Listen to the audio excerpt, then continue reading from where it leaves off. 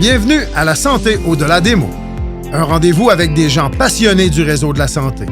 Jean-Pierre Gagné, lui-même médecin, vous fera partager sa passion pour le domaine et vous fera découvrir une foule d'invités et d'acteurs clés du réseau. Voici votre animateur, le docteur Jean-Pierre Gagné. Bonne écoute.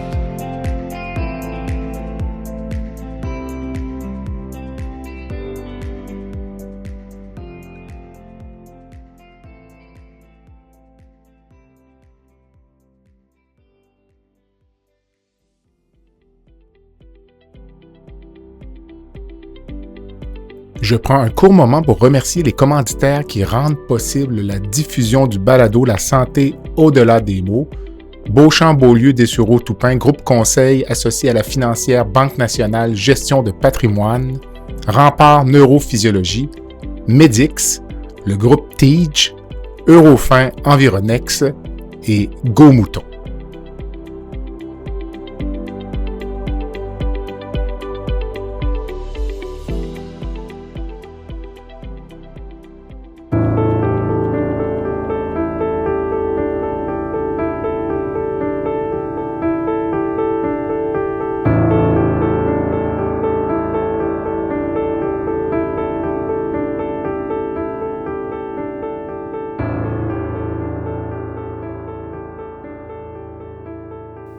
Je reçois Mme Sophie-André Blondin, journaliste, animatrice et auteure.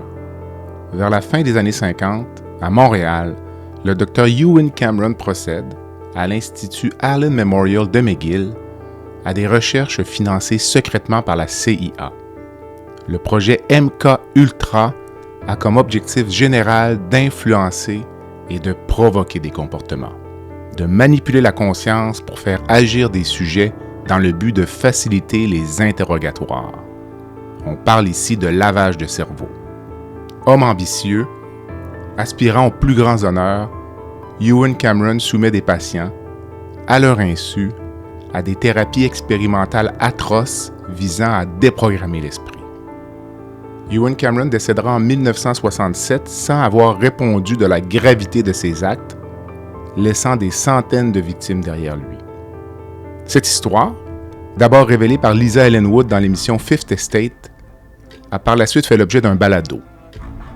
Finalement, Sophie-André Blondin et Lisa Ellen Wood ont rédigé le livre Les cobayes oubliés, l'histoire du programme MK-Ultra à Montréal aux éditions Édito en 2024.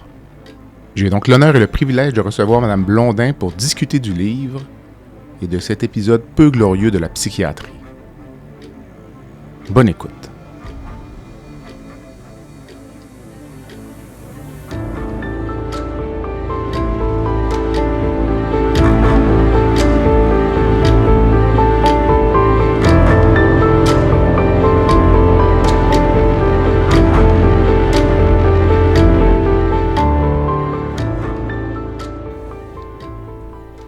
Madame Blondin, bonsoir.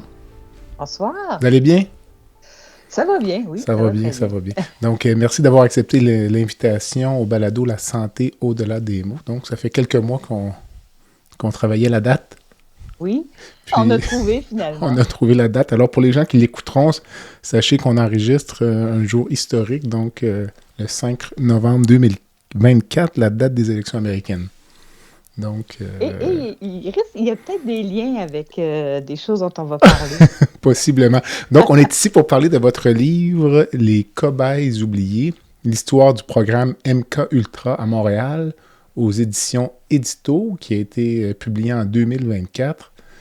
On va parler de votre livre. J'aimerais ça que vous me parliez de d'abord votre co-auteur, qui est Lisa Ellen Wood, donc, Oui. qui a partagé avec vous, qui a participé au projet. Absolument. Non seulement elle a partagé, mais Lisa, c'est le moteur de ce projet-là. Lisa Okay. Ellen Wood, elle est journaliste à Fifth Estate. Fifth Estate, c'est l'émission d'enquête au Canada anglais depuis des décennies.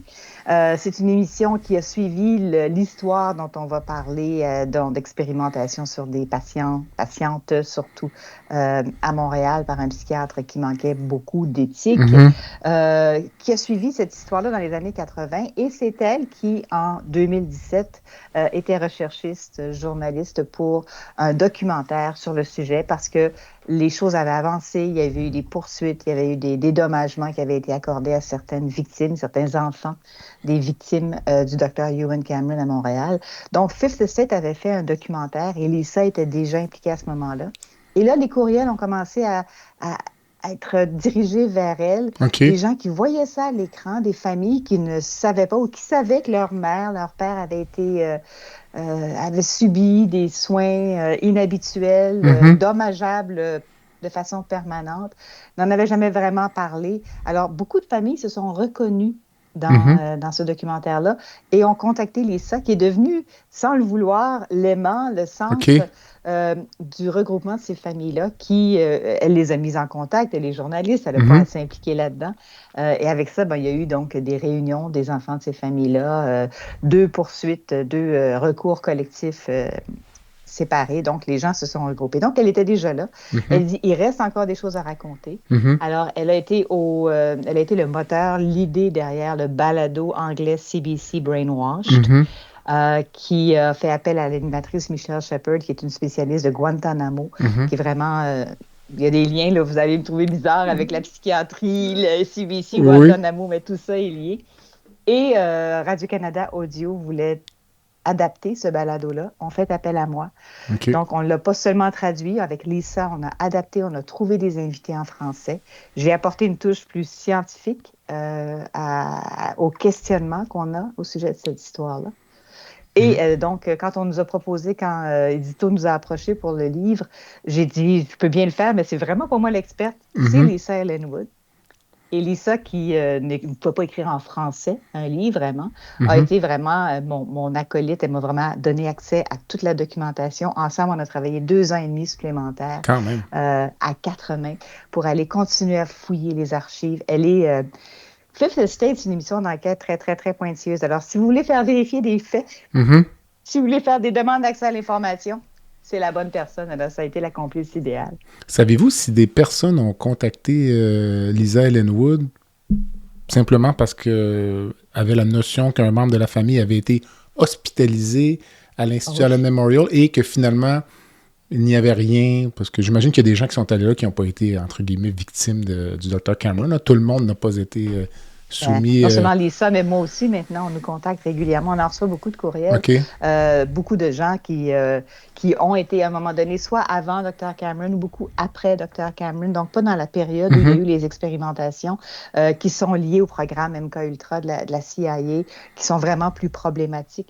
Donc, beaucoup de gens qui ont eu un membre de famille qui a fréquenté le Allen Memorial à Montréal nous ont écrit. Encore, ça continue encore. Et puis, et toutes sortes de gens aussi, parce qu'il y a aussi des gens qui sont persuadés d'être victimes de complots de la CIA ou quoi que ce soit. Il y a des gens qui souffrent énormément et qui, quand ils entendent parler de gens qui, comme nous, s'intéressent à leur histoire, nous contactent. On en a beaucoup. Donc, on part de Fifth Estate, une émission, on fait un balado, puis on fait un livre, finalement. C'est le... Oui! Est-ce qu'il n'est pas traduit en anglais, le livre? Ou, ben non! Quelqu'un veut le traduire. Ça serait un peu plus de travail. Ça serait très intéressant de le traduire en anglais. Ben, écoutez, moi, j'ai suivi la séquence. En fait, j'ai connu le balado sans connaître l'émission de Fifth Estate, qui est disponible facilement en ligne. Là, les gens la trouveront. Puis quand le livre est sorti, j'ai sauté littéralement sur le livre. Donc, je conseille les deux. Je pense que les deux se complètent très bien. Là, donc, c'est vraiment... On a ajouté beaucoup dans le livre, c'est ça. Exactement. Surtout la section peut-être sur Guantanamo. Puis tout ça. Là, donc, on va parler tout à l'heure. On va parler peut-être tout à l'heure du montage, mais qui était cet homme, Ewen Cameron? Donc, il est vraiment un personnage. Et je dois dire, avant que vous répondiez à cette question, j'ai parlé à un ami psychiatre francophone.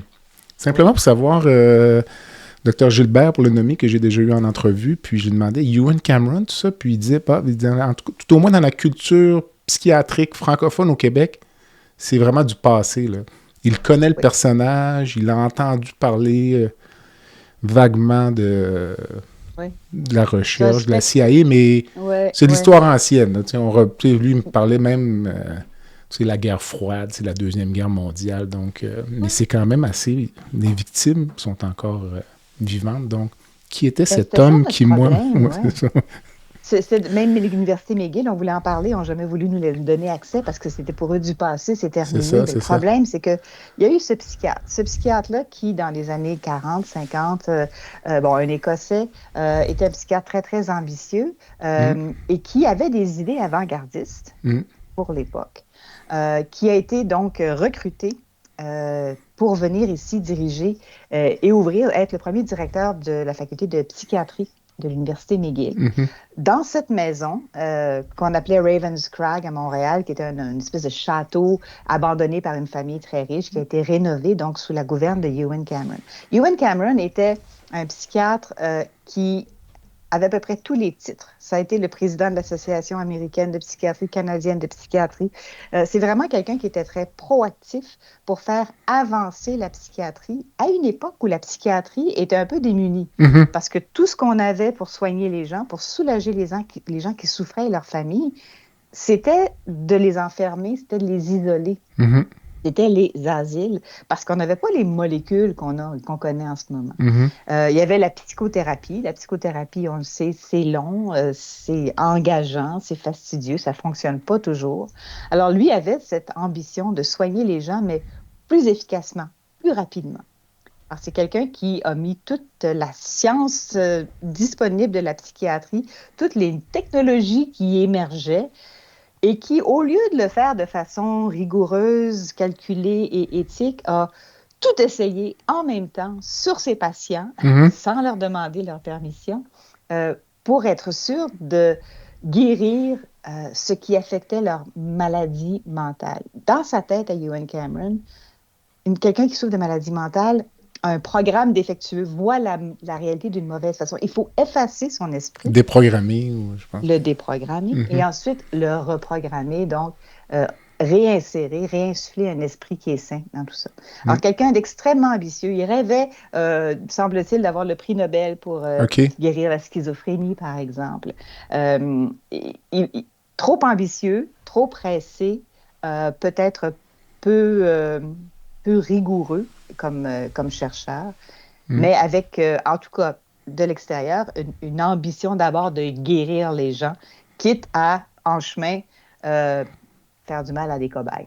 Ce qui est fascinant quand même, c'est l'histoire, comme vous disiez, quelqu'un d'ambitieux, quelqu'un de connu, donc qui avait été... On voulait se faire soigner par Ewen Cameron. On payait pour se faire soigner par Ewen Cameron. Qui avait été, puis je me demande jusqu'à quel point ça a eu un lien sur son approche de la psychiatrie, qui avait été témoin expert au procès de Nuremberg. C'est quand même une belle carte d'entrée. Donc, pour les gens qui voudront regarder, là, avait expertisé Rudolf Hess, qui avait tenté qui avait fui l'Allemagne pour essayer de signer une entente secrète avec les Alliés. Donc, tout ça est interrelié, mais et les gens savent qu'il y a eu par la suite le Code de Nuremberg sur l'éthique en recherche, dont l'article numéro 1 concerne le consentement. Alors moi, j'ai dit juste avec ça, ça dépasse l'entendement. Pourquoi il que s'est cet homme-là, il sait exactement... Je sais pas, tu sais... Il y a plusieurs choses, puis je ne veux pas excuser Ewen Cameron ici. Par contre, et c'est ce qui est fascinant quand on fait de la recherche pour ce livre-là, c'est que d'une part, c'est dans la médecine de l'époque. On parle d'une époque où la médecine est paternaliste. Demander la permission des patients, informer les patients de tout, c'était moins dans la pratique, encore moins avec les psychiatres. Donc, approche paternaliste de la médecine, ça se faisait un peu comme ça. Il y avait une personnalité particulièrement paternaliste, mais il y avait ça aussi. Le procès de Nuremberg, il a été appelé là comme psychiatre expert pour vérifier, pour voir si Rudolf Hess était apte à subir son procès. C'était un procès pour donc les gens près de Hitler, donc tout de suite après la Deuxième Guerre mondiale. Il n'y a pas eu tout de suite, à l'issue de ce procès-là, un code écrit qui a circulé comme si Internet existait. Non, tout à fait. Instantanément dans le monde. Ça a été donc un peu avec les questions, les questions qu'on s'est posées pendant ce procès de Nuremberg, où on a vu que des médecins avaient utilisé des prisonniers, avaient fait des expériences mortelles, avaient torturer des prisonniers, qu'une certaine éthique de la recherche médicale, de la pratique médicale est née. Mais c'est un code qui est d'abord un peu immatériel, qui se met à circuler. Alors, il faut comprendre que ça prend quand même quelques années avant que ça devienne un code de pratique. Ça prend d'ailleurs des décennies avant que ce soit mondialement accepté dans plusieurs grandes réunions internationales. Donc, Ewen Cameron, oui, était là à Nuremberg, mais l'idée, c'était de faire payer les Allemands avant de réfléchir à la pratique médicale ou à la recherche médicale de façon éthique. Alors, il n'est pas si surprenant qu'il n'ait pas été tout à fait au fait du code de Nuremberg, parce que ça ne circulait pas encore tout à fait à l'époque. Mm.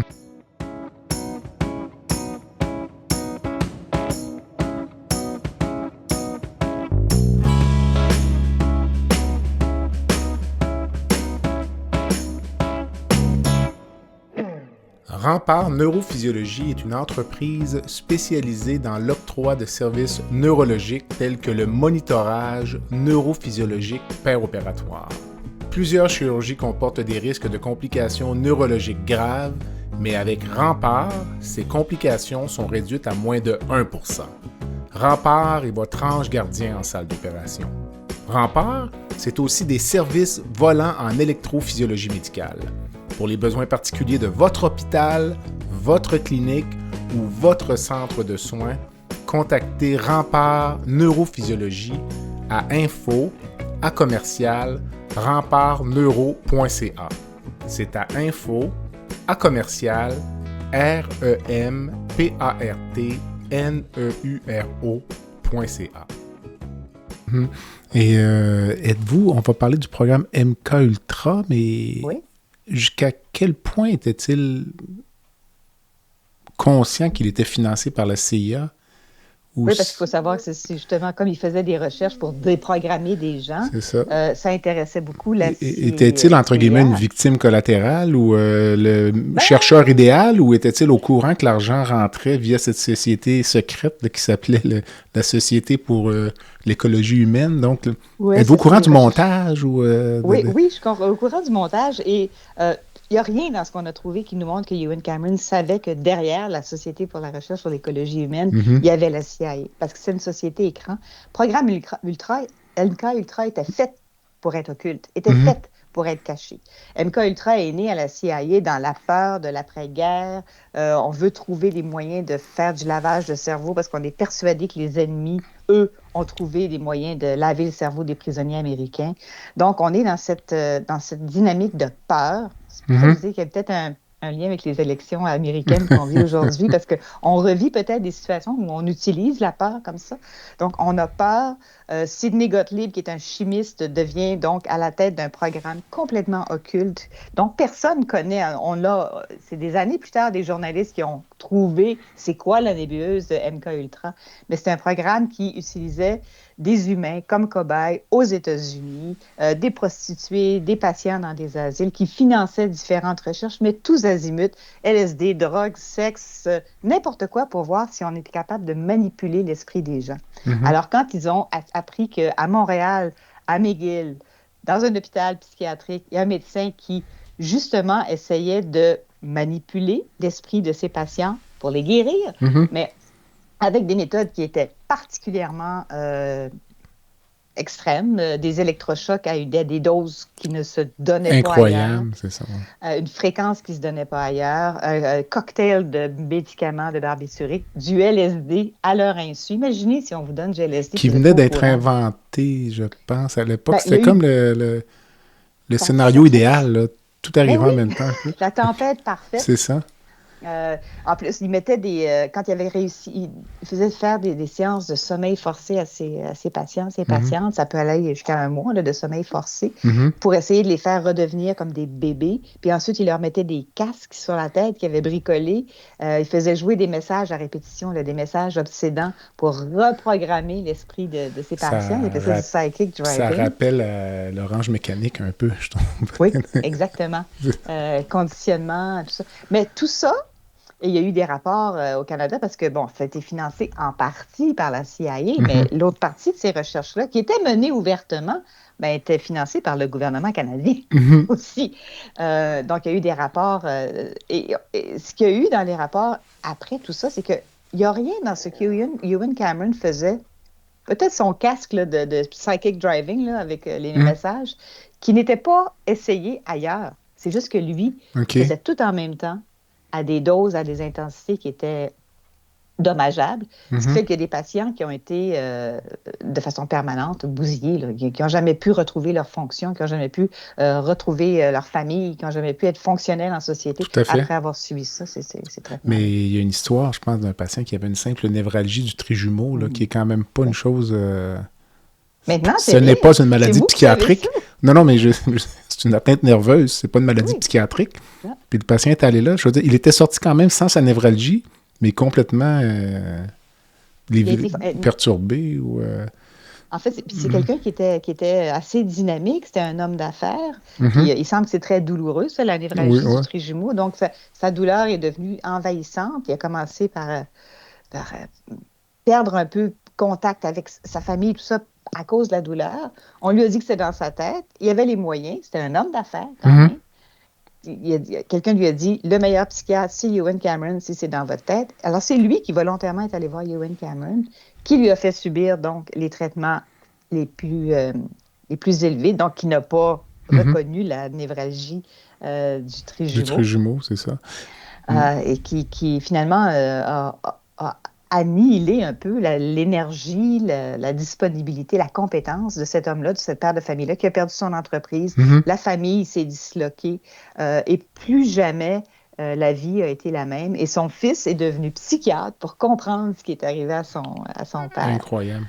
J'avais l'impression que certains pour écouter le documentaire de Fifth Estate, une dame qui disait qu'elle ne se souvenait de rien. Ouais. Puis elle disait, moi, je suis bien heureuse comme ça parce que si je m'en souvenais, ce serait intolérable ou souffrant. Avez-vous l'impression qu'à certains égards, les enfants des victimes ont peut-être parfois plus souffert que les victimes elles-mêmes, selon les cas, parce que eux ont vu leurs proches, leur père, leur mère complètement transformés. Alors, c'est difficile d'évaluer la souffrance. Hein? Je prépare justement un bar des sciences là-dessus, la douleur, comment on évalue ça. Mais qui a plus mal, on ne sait pas, mais ce dont on se rend compte, quand on dit, puis vous l'avez dit dès le début, c'est du passé souvent pour les gens, c'est fini, les victimes sont presque toutes décédées, c'est dans les années 50, début 60, tout le monde est mort. Non, parce que la souffrance, elle a été donnée en héritage aux familles. Tout à fait. Parce que ces familles-là n'ont pas eu le père ou la mère qu'elles avaient avant, qu'elles méritaient. Très souvent, d'ailleurs, il y en a qui ont été mises en adoption parce que la mère est revenue sans mémoire, sans savoir c'était quoi une mère, ça fait quoi une mère. Donc, évidemment, incapable de s'occuper d'enfants. Ou ont gardé des traits de personnalité ou des problèmes psychiatriques qui étaient honteux pour la famille, qui ont mis un stress sur la famille, que la famille n'aurait pas vécu autrement. Donc, on dit que ça s'est transmis en héritage, la souffrance infligée aux patients, c'est transmis aux enfants. Et puis, ça va même... moi, j'ai interviewé une petite fille de victime aussi, qui, elle, s'est intéressée à cette histoire-là, compris, a toujours senti dans sa famille qu'il y avait cette blessure-là, a décidé d'investiguer. Puis elle est artiste, puis elle a même décidé de faire des œuvres avec ce que sa grand-mère a vécu pour le mettre au jour, pour arrêter que ce soit caché. OK.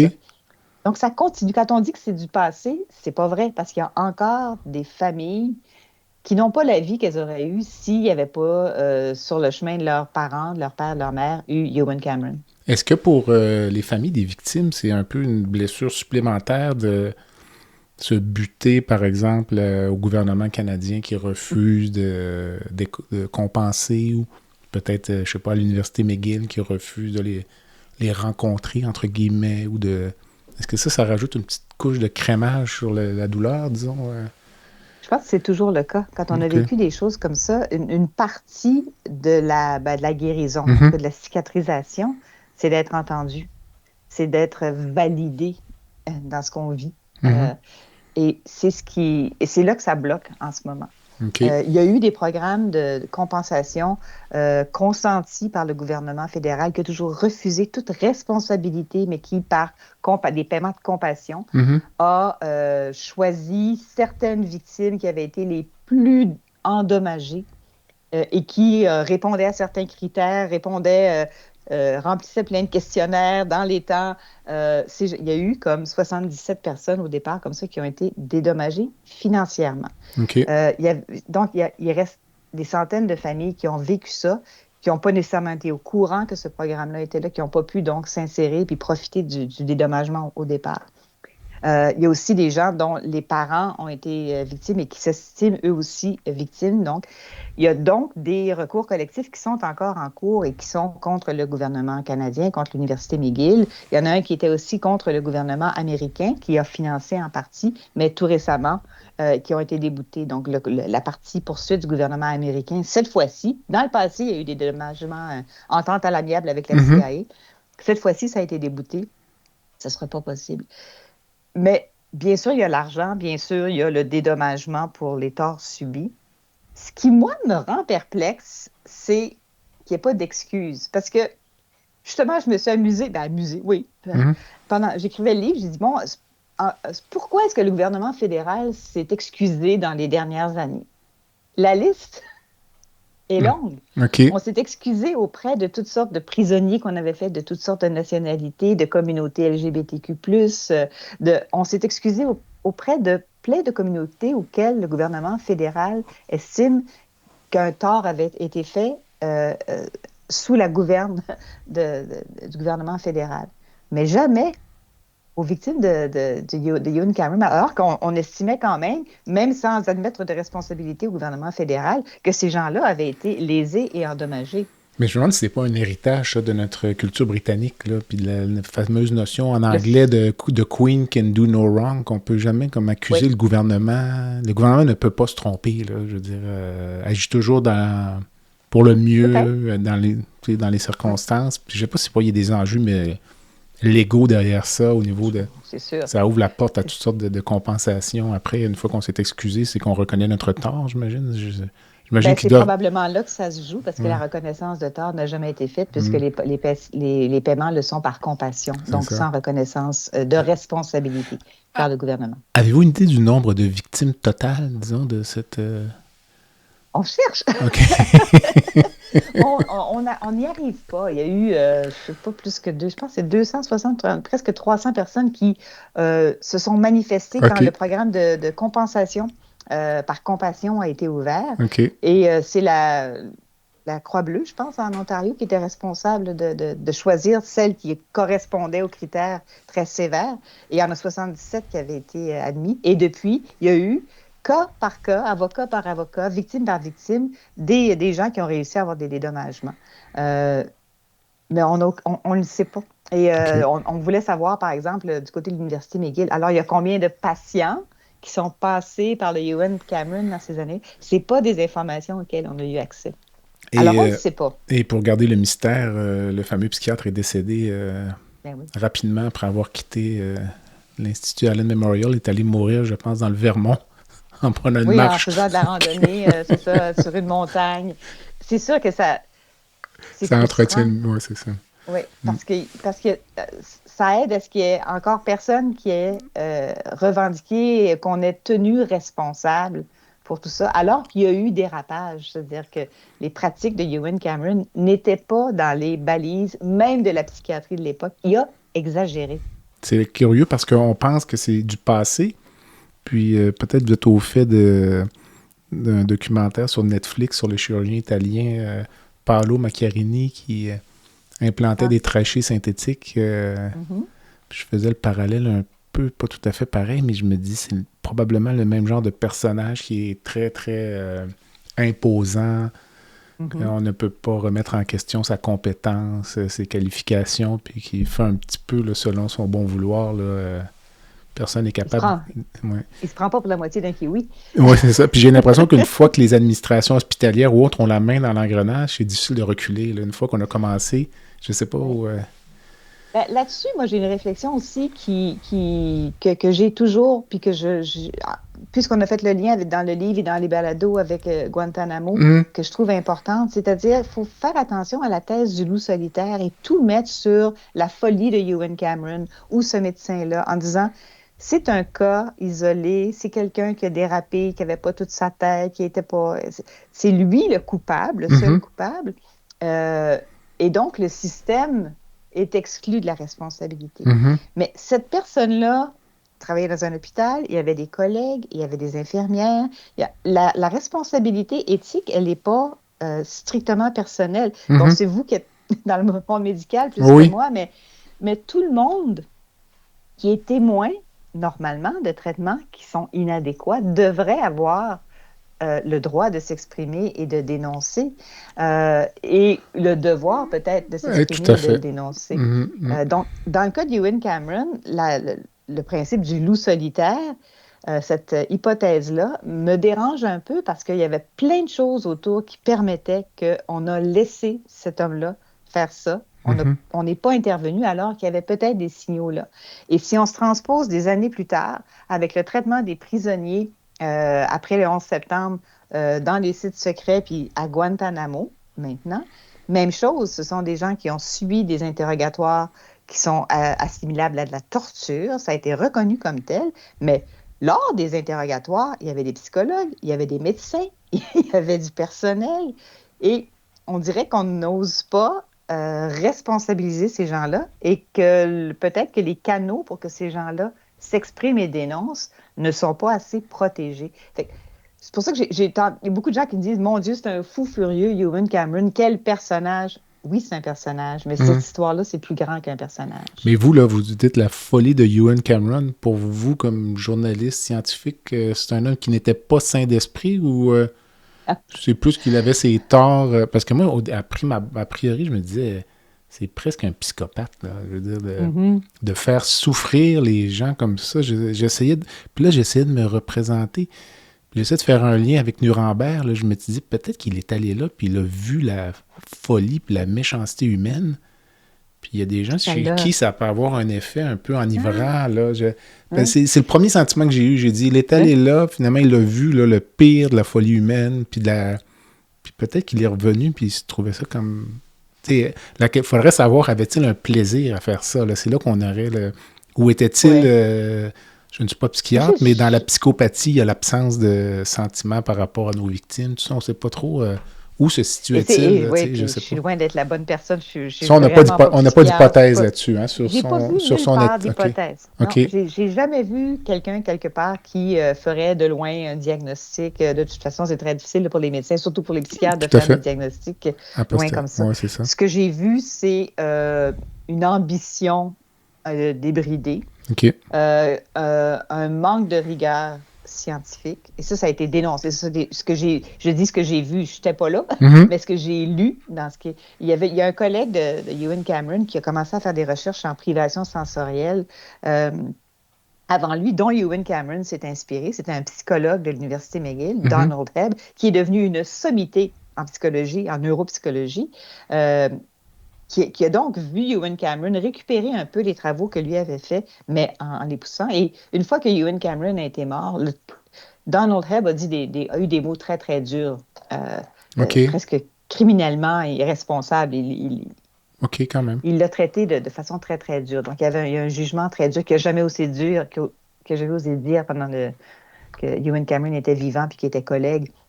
Mais je n'ai jamais vu de diagnostic posé pour dire que c'était quelqu'un qui souffrait de quelque chose. Problème. Le lien que vous faites entre MKUltra et Guantanamo, au-delà du fait que c'est non éthique, à Guantanamo, on est on n'est pas dans la recherche, mais j'imagine qu'ils doivent quand même faire de la recherche en continu, là, la CIA, sur ces choses. Mais ce lien-là, vous le faites simplement pour démontrer la continuité de ce que l'homme peut faire comme atrocité, ou est-ce qu'il y a un lien direct entre les deux? OK. Il y a un fil rouge. Et c'est ça, notre livre, c'est ça. C'est vraiment d'aller chercher le petit fil qui relie comme ça, de dérapage en dérapage, ces événements-là. C'est-à-dire qu'il y a eu donc des recherches, je vous ai parlé de Donald Hebb qui a fait des recherches sur la privation sensorielle. Ça, c'était des recherches éthiques sur des étudiants. Ça, vous l'expliquez bien, même on mettait les étudiants les mains dans des cylindres, je pense, là, pour les empêcher de... On bouge pas. Ça rappelle un peu les prisonniers de Guantanamo, d'ailleurs, qui arrivaient. D'ailleurs, ce que vous avez vu comme image, là, de Guantanamo, là, vous avez des écouteurs vous, sur les oreilles pour entendre, mais c'était pour bloquer tout le bruit, les mitaines, donc... Pas de son, pas d'image. Exact. Vraiment isolement sensoriel. Donc, Donald Hebb a fait ses recherches-là à McGill. Monsieur Cameron, Ewen Cameron s'en est inspiré en isolant ses patients, justement. Donc, s'est inspiré un peu de tout ça.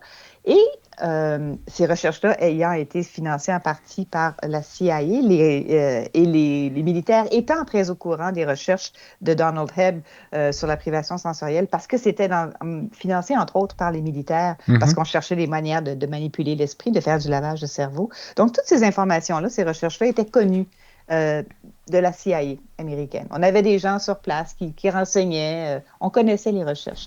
Ce qui fait que quand on a rédigé à la CIA des manuels pour empêcher que les soldats américains ne soient victimes de lavage de cerveau, tout d'abord. Alors, il y avait un manuel d'autodéfense. Ensuite, des manuels pour être des bons interrogateurs efficaces. Alors, quand on avait des prisonniers, dans ces manuels-là, on mentionne les recherches à McGill. On mentionne les recherches spécifiquement de Ewen Cameron et de Donald Hebb. Je dois dire qu'on les mentionne en disant que ces recherches-là sont faites dans un contexte qui n'est pas celui de l'interrogatoire et de la guerre, où on ne peut pas contrôler tous les paramètres comme on l'a fait. Mais c'est exactement l'idée d'aller manipuler l'esprit d'un soldat. Donc, ce fil rouge, il est là. C'est-à-dire qu'on a utilisé ces connaissances-là qui ont été générées sous le couvert de la science. Puis, c'est vrai que ça a donné des vraies connaissances, mais qui ont été récupérées, entre autres par la CIA, pour développer des méthodes d'interrogation qui ont été perfectionnées par d'autres psychologues après les événements du 11 septembre, parce qu'on trouvait que même les méthodes d'interrogation, ça n'allait pas assez vite. Il manquait un petit quelque chose. Donc, 2 psychologues, donc autre dérapage qui ont parlé des Enhanced Interrogation Techniques, donc des techniques d'interrogation encore plus poussées, qui ont utilisé les mêmes principes pour détruire l'esprit humain. Comment faire? On l'isole, on essaie de le rendre dépendant comme un bébé. Exactement les principes qu'il y avait derrière ce que Ewen Cameron voulait faire. Donc, le fil rouge, il est là. Le podcast La santé au-delà des mots est une présentation du groupe conseil Beauchamp, Beaulieu, Dessureau, Toupin de la financière Banque nationale Gestion de patrimoine. Comme nous croyons que la santé financière fait partie de la santé globale, nous sommes heureux de nous joindre au Dr Jean-Pierre Gagné pour vous souhaiter une bonne saison de La santé au-delà des mots.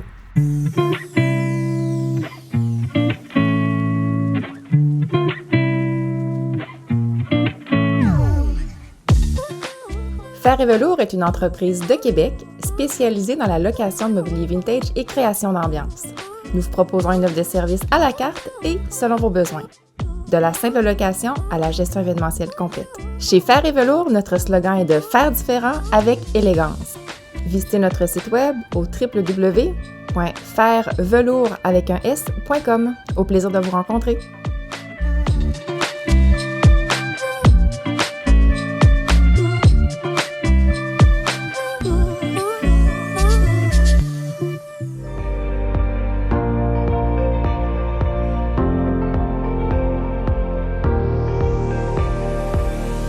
Vous avez des commentaires ou un sujet à nous proposer ou même faire partie de nos invités, visitez le site web de notre balado à www.baladosanté.ca ou sur notre page Facebook de la santé au-delà des mots.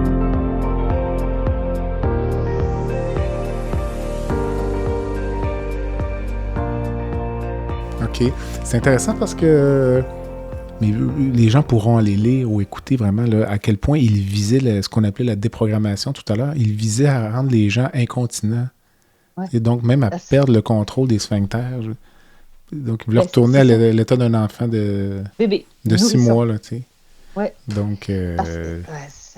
mais c'est pour ça que les gens ne voulaient pas en parler. Est-ce qu'on raconte ça à notre... C'est ça, il y a quelque chose d'honteux à tout ça. Mais dans le cas des prisonniers de Guantanamo, ça soulève ce sont des victimes qu'on pourrait qualifier de moins sympathiques. Donc, c'est certain que dans l'opinion publique, c'est plus difficile de susciter de la sympathie là, par rapport à des gens qui sont présumément des terroristes, même si on ne le sait pas. Donc, alors que dans le cas des victimes à l'hôpital, là, c'est vraiment une autre chose complètement. Puis ça soulevait un autre débat. Là. Je serais curieux d'avoir vous en parler, je pense, dans le livre. Jusqu'où peut-on aller pour interroger un criminel potentiel que l'on sait être un terroriste qui lui-même ne répond pas nécessairement aux mêmes règles de la guerre que nous. Donc, j'ai l'impression que c'est un peu la philosophie derrière les interrogatoires extrêmes. On se dit, Les gens considèrent que les gens devant eux ne sont même pas des êtres humains, selon moi. Là. C'est le sentiment que j'ai. Là. Je ne sais pas si je me trompe ou... Il faut déshumaniser l'autre pour pouvoir le traiter comme ça. OK, c'est ça. Il faut avoir le sentiment que l'autre n'est pas humain pour pouvoir le traiter comme on le fait quand on torture quelqu'un d'autre. Donc, c'est sûr que la première étape, c'est ça. Jusqu'où est-ce qu'on peut aller quand on a l'impression d'avoir quelqu'un devant nous qui n'est pas humain et qui va causer un tort? Ou tout au moins qui a posé des gestes inhumains. Disons. Des gestes inhumains et qui pourrait en poser d'autres. C'est une excellente question. Okay. Je n'ai pas les réponses. Ça veut dire qu'il y a des balises légales. Oui, c'est ça. Il y a eu des enquêtes, une grande enquête aux États-Unis quand on s'est rendu compte qu'on avait justement utilisé des techniques assimilables à la torture sur des prisonniers, que le gouvernement américain avait torturé des gens. Il y a eu une grande enquête et ça a été déterminé que oui, il y a eu torture, donc c'était inacceptable. Donc, il y a un procès. Donc, la loi ne permet pas d'aller jusque-là. Tout à fait. Le code d'éthique, normalement, ne permet pas à un médecin, par exemple, d'assister à un interrogatoire et de dire « Oui, vous pouvez continuer à le torturer. Je prends son pouls, il est presque pas vivant, c'est pas grave, vous pouvez continuer à le torturer. » Il y a quelque chose là dans le code d'éthique des médecins, je pense qu'à un moment donné, devrait faire arrêter la chose. L'autre raison de bien penser à ça, c'est qu'avec tout ce qu'on a essayé, puis là, il y a eu les programmes Humanica Ultra, des recherches en psychologie, en psychiatrie, des guerres, des tortures. Il n'y a jamais d'information utile qui a été soutirée à un prisonnier par la torture. Il n'y a rien de ces interrogatoires-là qui a donné quelque chose de productif. Parce que sous la torture, les gens ne vont pas avouer des choses qu'ils cachent, ils vont dire n'importe quoi pour que ça arrête. OK. Donc, scientifiquement, il n'y a rien qui motive d'utiliser ça. Ça ne fonctionne pas. Avez-vous rencontré des personnes qui étaient dans la deuxième section, là, des prisonniers qui ont été torturés? Ou c'est le sujet d'un prochain livre? Ou, J'ai pas l'impression. Non, mais en fait, j'ai rencontré Suzanne Lachelier, dont on parle beaucoup dans le livre, qui m'a vraiment impressionnée, qui elle est avocate. Elle, c'est l'avocate de certains des détenus de Guantanamo. Okay. Donc, elle représente les gens les moins aimés au monde, là, mais qui ont été torturés. Elle, c'est une ancienne militaire. Elle est d'origine française et américaine, donc militaire américaine, carrière dans l'armée, qui, après ça, comme avocate, a décidé de représenter l'autre côté. Donc, contre l'armée elle-même. Puis c'est elle qui a beaucoup nourri ma réflexion sur justement les balises actuelles et ce qu'on continue à pouvoir faire subir aux gens. Donc c'est vraiment à elle, j'ai parlé. Donc elle rencontre ces prisonniers-là. Ça a été très long parce que comme femme, évidemment, c'est des prisonniers qui sont d'une autre culture complètement. Ça a été très, très long. Ça fait des années qu'elle les représente, qu'elle gagne leur confiance. Pour qu'ils racontent ce qu'ils ont vécu, parce que beaucoup ont honte aussi.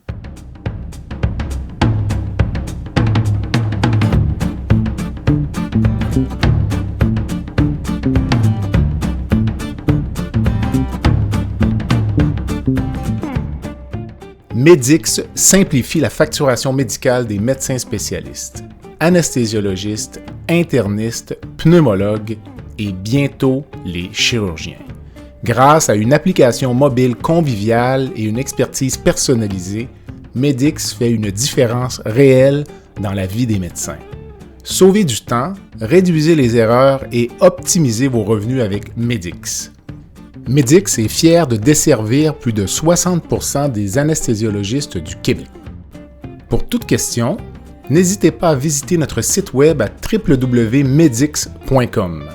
www.medyx.com ou téléphonez au 514-548-2500. Je n'avais pas les notions qu'il y avait des médecins qui assistaient à ces interrogatoires-là. C'est quand même troublant, mais... Puis ça... Ce qu'on a comme témoignage de médecins présents, c'est des gens qui ont été interviewés dans les balados, entre autres, et qui... il y a toujours des médecins sur les bases militaires. Okay. Alors, s'il n'est pas dans la pièce, et les deux psychologues, c'est ça, mon dernier dérapage, c'est ces deux psychologues américains-là, qui ont quand même, eux, amélioré les techniques d'interrogation, qui ont eux-mêmes interrogé des suspects. Donc, non seulement ils ont conçu le programme et l'interrogatoire, mais ils en ont administré eux-mêmes, qui ont même parti de leur propre compagnie, qui sont devenus consultants à la CIA, qui ont reçu 81 millions de dollars pour leur contribution et qui, eux, donc, servaient aussi de caution pendant certains interrogatoires pour dire il est encore en mesure de le faire. De parler. Le corps médical, c'est aussi des psychologues. Non, tout à fait. Mais il y a toutes sortes d'enjeux éthiques. Il y en a dans d'autres secteurs. J'avais lu à un certain moment donné aux États-Unis les condamnés à mort. À une certaine époque, dans certains États, ne serait-ce que installer le soluté, administrer la médication, c'est un geste médical. À une certaine époque, là, je ne sais pas maintenant, mais à une certaine époque, les anesthésistes faisaient partie du processus. Donc, installer le soluté, administrer les curare, le potassium, ou je ne sais trop, là, qui sert à... Puis à un certain moment donné, les anesthésistes ont dit non, on arrête ça. Là. Je veux dire, même si on n'est pas là pour ça. On n'est pas là pour ça. Donc, c'est quand même toute une histoire. Donc, peut-être en guise de conclusion, avez-vous eu ou votre collègue, Mme Ellenwood, dans le cadre de vos enquêtes, avez-vous reçu des téléphones, des pressions, des choses... arrêtez de creuser, tu sais, comprenez, comme on voit dans les films. Ouais, non, je l'ai pas eu, ça. Okay. Parce que je suis arrivée très, très, très loin dans le processus. Ça fait quand même des années, donc j'ai eu des portes fermées. C'est sûr que l'Université McGill ne m'a pas aimé longtemps. J'imagine. J'ai bien voulu pousser de ce côté-là, mais par contre, il y a quand même le directeur du département de psychiatrie qui a accepté de me parler parce que, justement, comme journaliste scientifique, c'est des gens que je connais, puis je voulais faire état de recherches qui se font actuellement avec des psychédéliques, du LSD à McGill, au Allen Memorial, mais de façon tout à fait éthique, sur des souris. OK. Puis ils n'ont même jamais voulu que j'aille voir ce laboratoire-là. J'étais très déçue parce que je trouvais que c'est une façon de boucler la boucle qui était intéressante, de dire, on continue, mais on continue de façon balisée et encadrée des recherches avec les psychédéliques. Mais non, outre ce qui me trouble, moi, non pas rien comme menace, parce que le programme MKUltra, il est mort. Il n'y a plus de conspiration de la CIA. Officiellement. OK. Okay. On n'a absolument rien de ça et on n'a rien trouvé du fait qu'il y a quelque chose qui aurait survécu comme programme occulte de la CIA dans ces saveurs-là. OK. Donc, ça il n'y a personne, en tout cas, de cette mouvance-là qui nous aurait fait de menaces. Ce qu'on reçoit plus, c'est justement des gens qui s'estiment victimes. Et c'est très désarmant pour moi parce que il y a une souffrance derrière ça, toujours. Il y a une incompréhension. C'est des gens qui se butent à beaucoup d'incompréhension. C'est des courriels fleuves. Là. Ça dure. Là. Ça dure. C'est des gens qui sont ici, en Australie, aux États-Unis. Ça, c'est troublant. Donc, ce sentiment-là est encore très, très présent. Mais c'est le contact le plus troublant là, qu'on a depuis le... Et bien sûr... de voir un peu de loin les familles. Moi, j'ai pas rencontré énormément de familles, c'est plus les ça, mais j'en ai quand même rencontré, dont une victime elle-même, Nancy Layton. Elle était en manifestation devant le Palais de justice de Montréal là, pour une des causes de recours collectif. Et Alan Tanney, qui est le fils d'un patient aussi, qui a été hospitalisé. Et c'est ça qui est le plus troublant. J'aurais bien aimé recevoir des lettres de menaces, être une vedette de film d'espionnage, mais c'est pas du tout ce qui s'est passé. Non, mais je peux comprendre que ce serait difficile. Je pense à l'époque, le général Roméo Dallaire avait une de ses collaboratrices, je pense, qui avait écrit son 2e livre avec lui, si je ne m'abuse, qui s'était enlevé la vie. Tellement c'était lourd à porter, là, tu sais.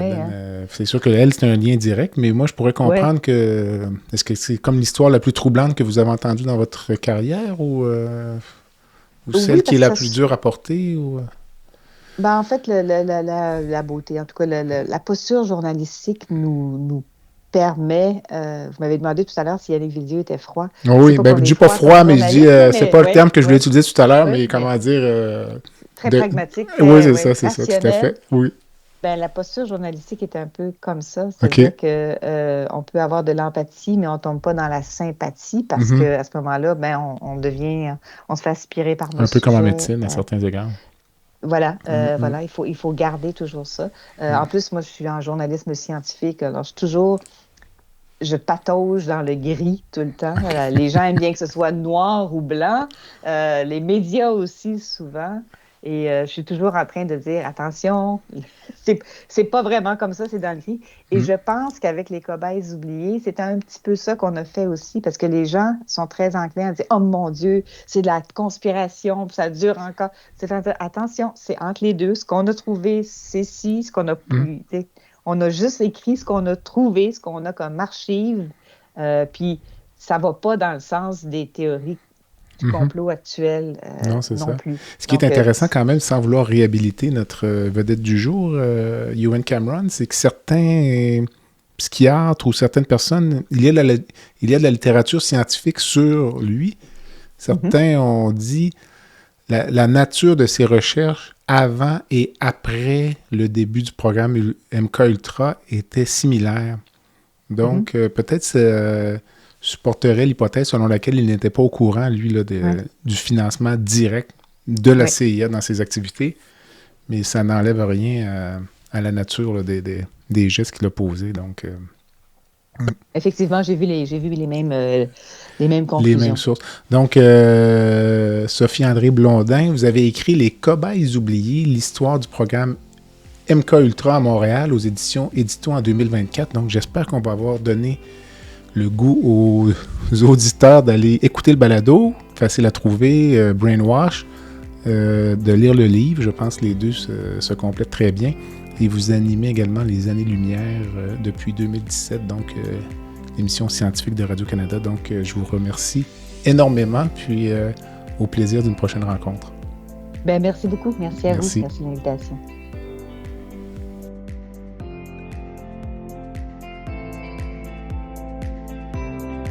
Voilà ce qui complète le balado de cette semaine. Merci d'avoir été à l'écoute et le Dr Jean-Pierre Gagné vous donne rendez-vous la semaine prochaine pour un autre épisode, La santé au-delà des mots.